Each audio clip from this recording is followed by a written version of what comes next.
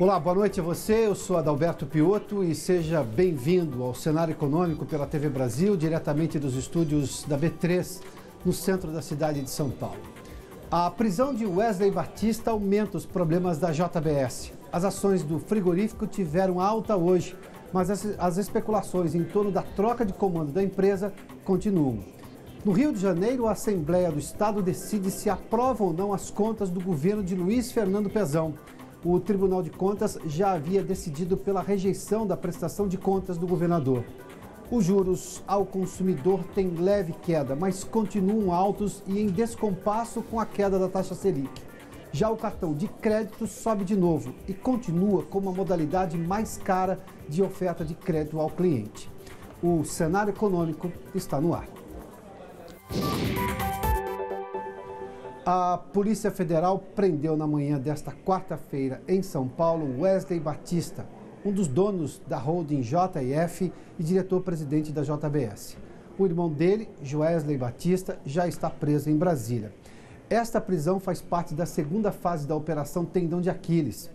A Vanessa Casalino nos traz mais detalhes diretamente da redação da TV Brasil em São Paulo. Vanessa, boa noite. Olá, Piotto, boa noite a você, boa noite a todos. O Wesley Batista foi preso hoje de manhã, já passou por uma audiência de custódia, mas teve o pedido de relaxamento da prisão preventiva negado pela Justiça. A prisão de Wesley é preventiva, ou seja, não tem prazo para terminar. Joesley Batista, que cumpre prisão temporária em Brasília, também teve pedido de prisão preventiva determinado pela Justiça Federal. Eles são acusados de terem usado informações privilegiadas de forma indevida em transações no mercado financeiro entre abril e maio de 2017, véspera da divulgação do acordo de delação premiada. Com isso, eles se protegeram da reação do mercado já esperada por eles. Segundo a Polícia Federal, foram duas ações ilegais. Primeiro, a compra de dólar futuro em desacordo com a movimentação tradicional da empresa, já que prevendo que a moeda dispararia com as notícias da delação. De fato, depois dela, o dólar subiu mais de 8%.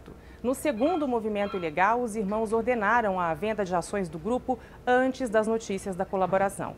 Com isso, os irmãos Batista lucraram e, ao mesmo tempo, evitaram prejuízos ao grupo. Vamos ver.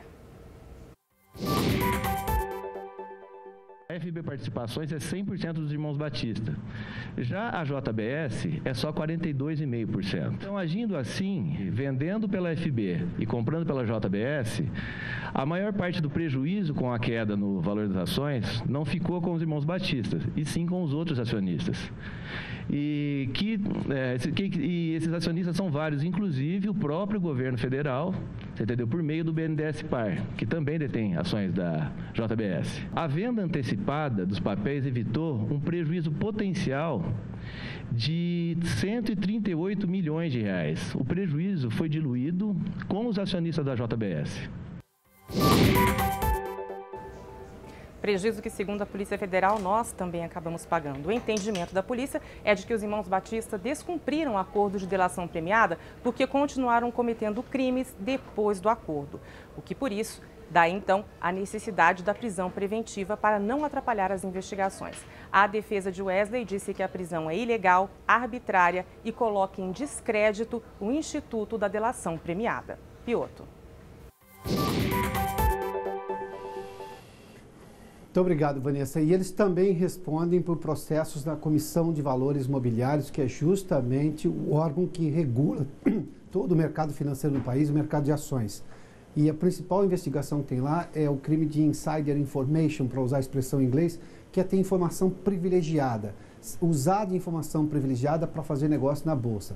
A Bolsa funciona de uma maneira, para tentar simplificar, e não é exatamente complexo, mas para tentar simplificar um pouco mais, todo mundo usa as mesmas informações para decidir onde faz o investimento. Ou seja, se baseia no balanço da empresa, se baseia nas informações oficiais da empresa. Ou seja, todo mundo olha para o balanço de uma empresa, olha para as informações oficiais daquela empresa e aí dentro da estratégia de cada investidor, de cada corretora, decide se investe ou não, do que a empresa está projetando fazer, se ela vai ter lucro lá na frente. Esse caso especificamente, a CVM está apurando isso, porque teria usado, os irmãos evidentemente sabiam da delação, sabiam que aquela informação seria divulgada pela imprensa naquela quarta-feira, foi exatamente uma quarta-feira de maio, venderam as ações antes porque sabiam que teria uma queda e depois recomprariam na baixa. Exatamente é isso que a polícia está investigando e é o que a Comissão de Valores Imobiliários também está investigando. Ou seja, é o uso de uma informação privilegiada para, usando uma expressão muito popular, passar a perna nos outros investidores. E, evidentemente, é o caso do prejuízo dos outros parceiros, dos outros sócios da JBS, que, evidentemente, os irmãos acabaram diluindo a perda que teriam com os outros, mas os ganhos capitalizaram para si próprios, é essa investigação que está acontecendo. Ou seja, na Bolsa é muito claro, todo mundo tem que ter exatamente a mesma informação. A partir da mesma informação, as estratégias de cada investidor divergem ou não e cada um faz a aplicação que julgar melhor. Se alguém tem uma informação privilegiada, passa a ser crime e, evidentemente, passivo de investigação pela Comissão de Valores Imobiliários e, nesse caso, também pela Polícia Federal. Bom, vamos dar uma olhadinha como fechou o mercado, como fecharam as ações da JBS hoje. A gente tem lá na tela, ontem teve queda, hoje teve uma alta de 2,35%. A JBS ON são ações ordinárias que dão direito a voto no conselho da JBS a R$ 8,27. Essa alta é atribuída para duas questões. Quem ontem vendeu ações, hoje, evidentemente, quem ontem comprou na baixa está vendendo hoje e, portanto, houve uma oferta maior para vender na alta. O que se chama, na verdade, claramente de uma especulação no mercado financeiro.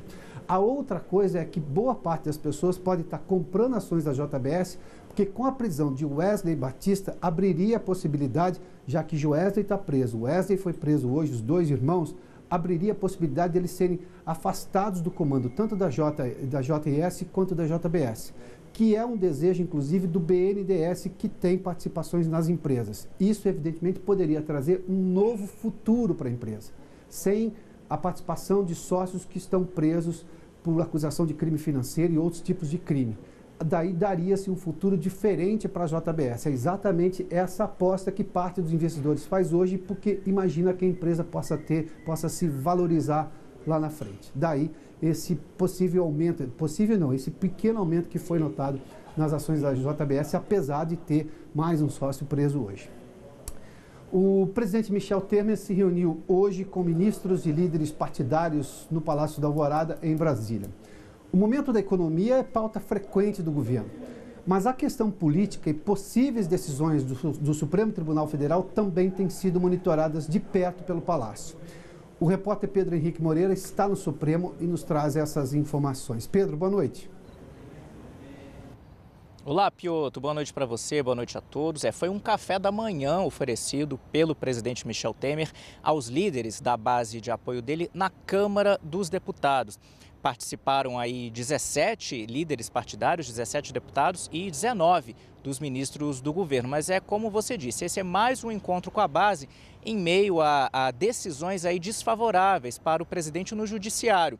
A gente lembra que ontem teve um novo inquérito, autorizado contra o presidente para verificar se o ex-assessor dele, Rocha Loures, negociava propinas em nome de Michel Temer. E hoje, aqui no Supremo também, uma derrota para a defesa do presidente.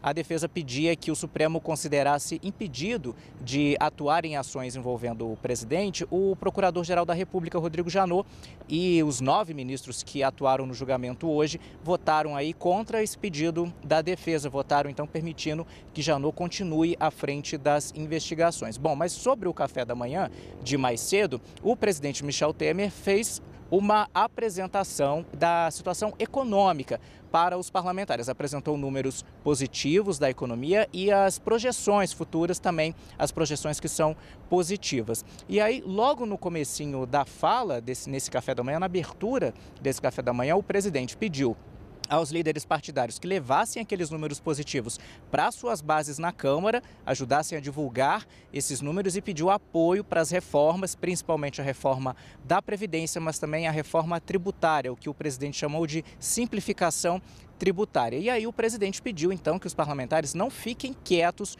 quando ouvirem críticas ao governo. A gente separou um trechinho aí da fala do presidente sobre esse assunto. Vamos acompanhar.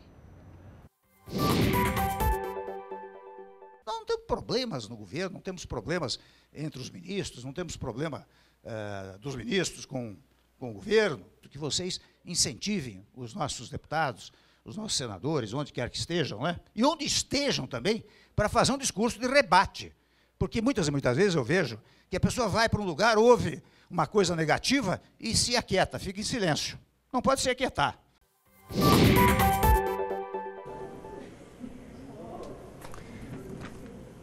É exatamente esse conjunto de informações positivas acerca da economia que está se baseando o mercado. Até porque, vamos dar uma olhadinha como fechou o Ibovespa hoje, daqui a pouco a gente tem as informações completas, mas dá uma olhadinha ali, olha.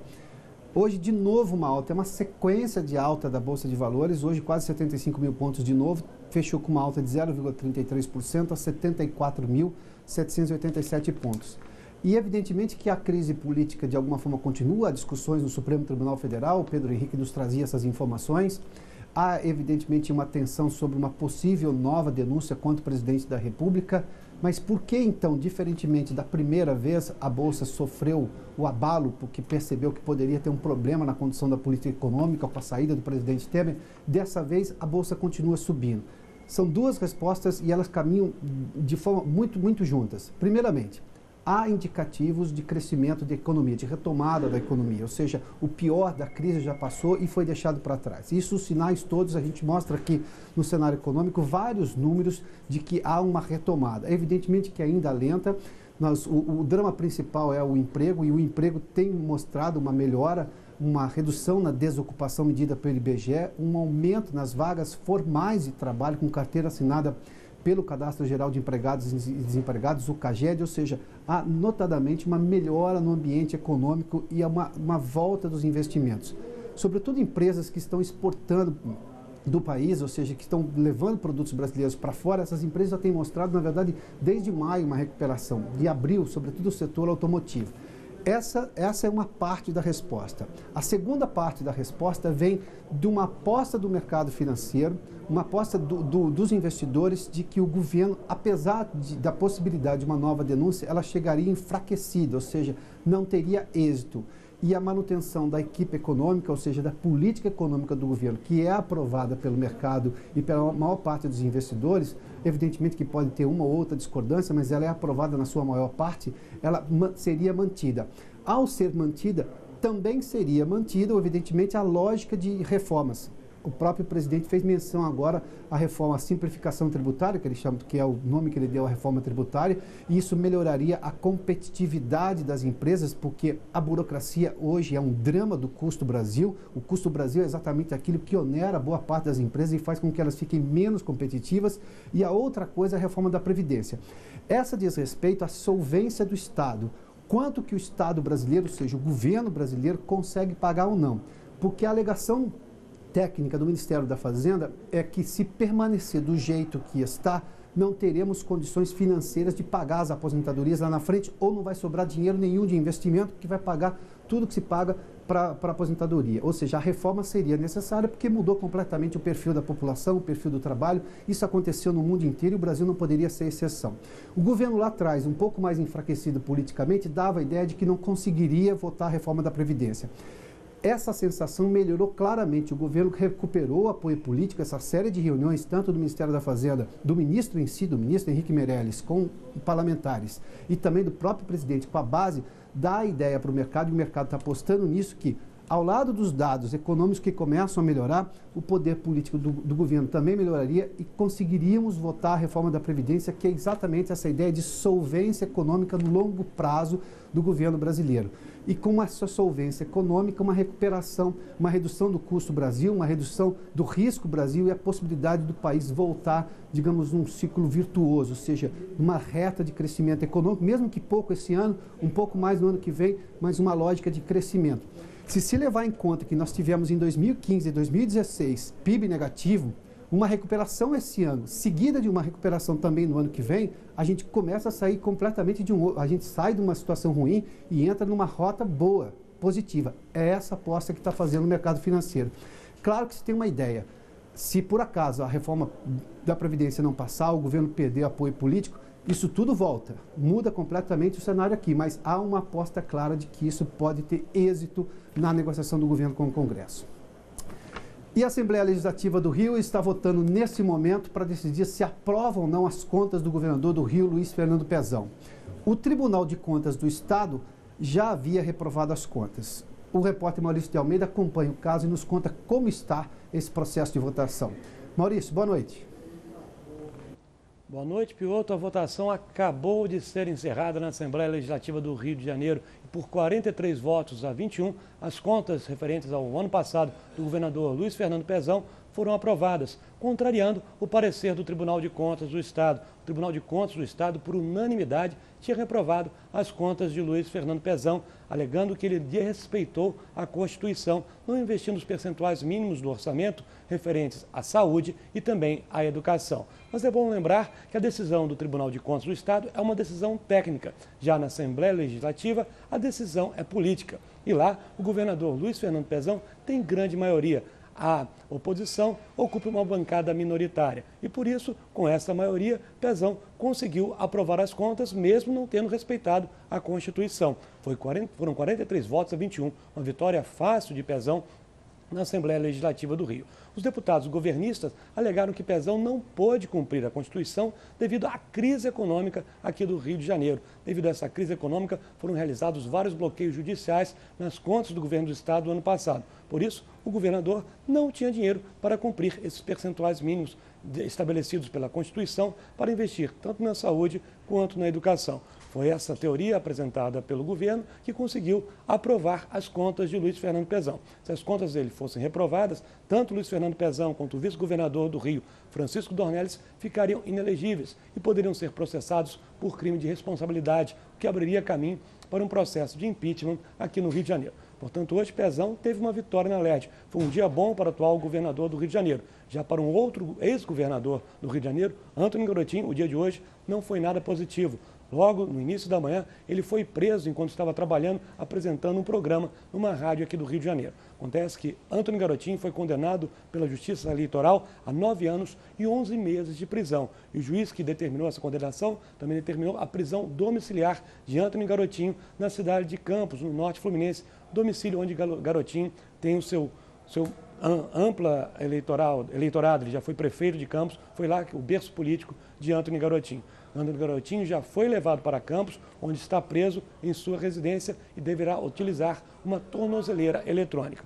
Ele foi condenado, segundo o juiz, porque fez fraude eleitoral. Garotinho, na última eleição municipal de Campos, em troca de votos para aliados políticos, teria oferecido para que eleitores fizessem parte do programa conhecido como Cheque Cidadão, onde cada eleitor recebe cerca de R$200 por mês como contribuição da prefeitura. Seria um programa social, mas em troca de colocar a pessoa no programa social, Garotinho estaria pedindo votos para seus candidatos na eleição de Campos, tanto para o prefeito como para vereadores. A defesa de Antony Garotinho já anunciou que vai recorrer dessa decisão da Justiça. Lembrando que é uma decisão de primeira instância que cabe recurso na segunda instância no Tribunal Regional Eleitoral aqui do Rio de Janeiro e também no Tribunal Superior Eleitoral aí em Brasília.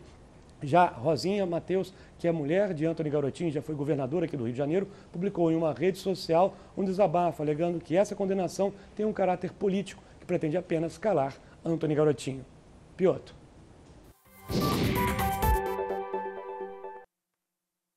E os juros ao consumidor tiveram discreta redução no mês de agosto, segundo dados da ANEFAC, a Associação Nacional dos Executivos de Finanças, Administração e Contabilidade.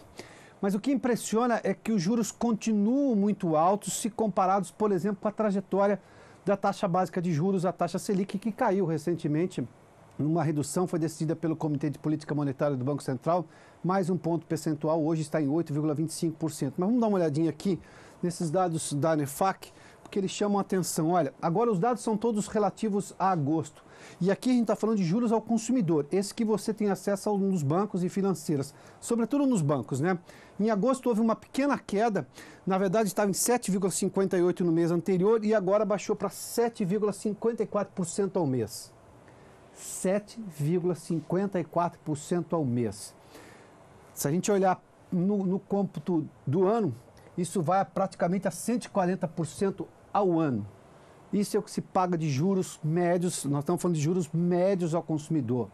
Porque se a gente olhar, por exemplo, uma modalidade, que é a modalidade mais usada como dinheiro de crédito, ou seja, para acesso ao crédito pelas pessoas, nós estamos falando do cartão de crédito, está aqui, olha.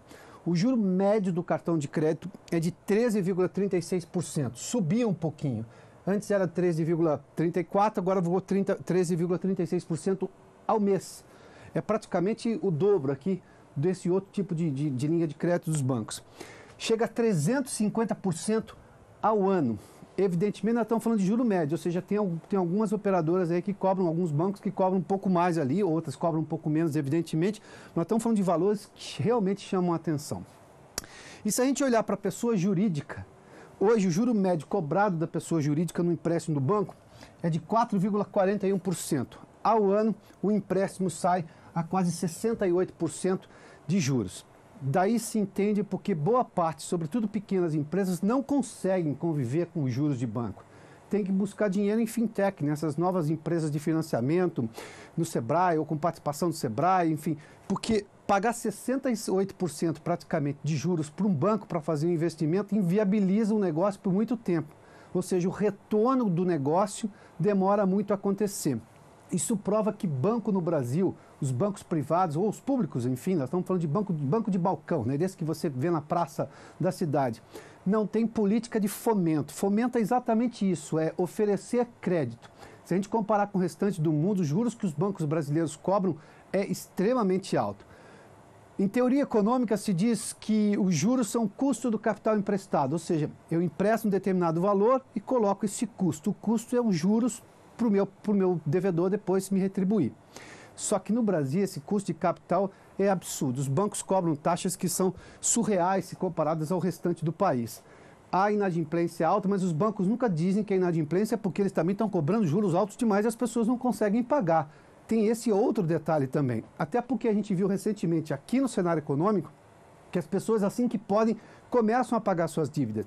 Há um enorme contingente de pessoas bem intencionadas que evidentemente foram vítimas da crise de 2015-2016, mas assim que começam a retomar o que se chama de um pouco de solvência na vida financeira, vão lá e tentam resolver a situação de inadimplência. Vamos dar uma olhadinha aqui, porque no comparativo com a taxa básica de juros, a taxa Selic, que é uma taxa que o governo remunera os títulos da dívida, quem compra a dívida do governo, tem essa taxa, normalmente a taxa Selic é usada para remunerar. A taxa Selic está em queda, a gente viu, caiu mais um ponto percentual recentemente numa decisão do Comitê de Política Monetária, do Banco Central. Agora, não raro você ouve dizer que, olha, a taxa básica de juros é muito alta no Brasil, porque, na verdade, o movimento é assim, os bancos preferem emprestar para o governo do que emprestar para o consumidor. Se a taxa básica é alta, e nós estamos falando de 10%, 12%, isso é um dinheiro garantido, e aí o dinheiro não vai para o consumidor. Como a taxa básica de juros está caindo agora, espera-se que os bancos comecem a olhar para o mercado consumidor para emprestar dinheiro justamente para as pessoas. Vamos lá. A taxa Selic em março de 2013, os dados são da Nefac também, era de 7,25% ao ano. Hoje está em 8,25%, né? Mas nós estamos falando de março de 2013. Em agosto, no mês passado, antes dessa última redução, era de 9,25%. Ou seja, com altas e baixas, com instabilidade do país, ida e volta, a oscilação é de 2 pontos percentuais. Muito bem. Se a gente vir os juros para a pessoa física cobrada pelos bancos, lá em março de 2013, está aqui, 87,97% ao ano. Agora, em agosto de 2017, como a gente viu anteriormente, é quase 140% ao ano cobrado do consumidor. Não tem nenhuma similaridade aqui, ou seja, de política de juros oficial, que é determinada pelo Banco Central, com o comportamento dos bancos. Os bancos saíram dessa reta e praticam aquilo que a gente fala com muita frequência aqui, de spread bancário. Paga-se pouco no investimento, mas se cobra demais quando você vai lá e empresta dinheiro do banco. A diferença do spread bancário é exatamente isso, quanto que o banco lhe paga quando você aplica um dinheiro lá, de juros, e quanto o banco lhe cobra quando você empresta um dinheiro do banco.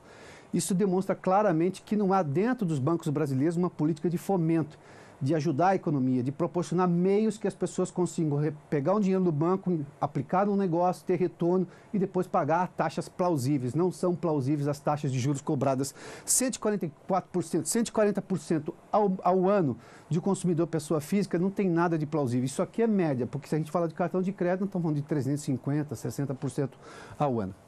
Bom, daqui a pouco nós temos os números do mercado financeiro, a gente volta em instantes aqui com o cenário econômico.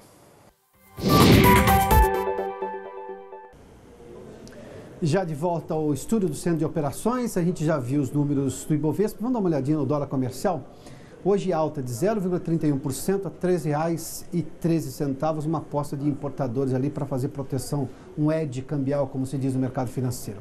O cenário econômico fica por aqui. Obrigado pela sua companhia, pela audiência. Boa noite, até amanhã.